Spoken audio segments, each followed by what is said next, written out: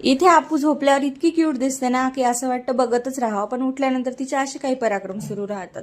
मीठ खाणं, मीठ सांडणं, परत असं काहीतरी तोंड करणं आणि माझ्या किचन वाट्यावरचा पूर्ण पसारा पाडणं असं तिचं सुरू होतं. आणि नंतर मग आज लेट उठली होती म्हणून ना थोडंसं तिचा नाश्ता वगैरे आणि कामं पण बाकी होते, त्यामुळे मग मी आज कपडे लवकरच वाळू घालायला घेतले होते, कारण की बाजूला ना काम सुरू होणार होतं प्लस्टरचं आणि सिमेंट पूर्ण पडून जाईल कपड्यावर. त्यामुळे म्हटलं लवकरच वाळू घालून घेतले ना की वाळून पण जातील आणि घरात घड्या करून पटकन ठेवून पण देता येतील. त्यामुळे माझं ना एवढं पटापट चालू होतं करणं. आपूचा नाश्ता बाकी होता, तिचा एकीकडे नाश्ता शिजवायला ठेवला होता बनवायला, आणि नंतर मग माझं हे करणं सुरू होतं.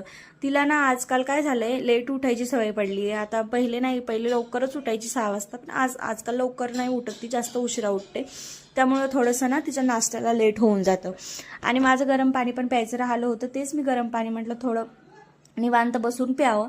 पण त्याच्यात तिचं आजकाल तिला कळलंय की गरम पाणी मस्त छान लागते, त्यामुळं कोमट कोमट, त्यामुळं तिला पण प्यायचं असतं. आता तिला एवढं कोमट गरम पाणी नाही देऊ शकत, त्यामुळं म्हटलं चला थोडंसं तिच्यासाठी पण वेगळं बनवून तिला देऊया, कारण की तिला खूप जास्त आवडायला लागलं ते. तिला असं काहीतरी पाणी म्हणून नाही, वेगळंच वाटायला लागलं. त्यामुळे ती पण मला पण पाहिजे असं म्हणून मला पण दे म्हणत होती, त्यामुळे तिला पण द्यावं लागलं. आता तिला मी खाऊ घालत होती, पण ती माझ्या मांडीवर येऊन बसली आणि मांडीवरच बसून खायचं म्हणत होती.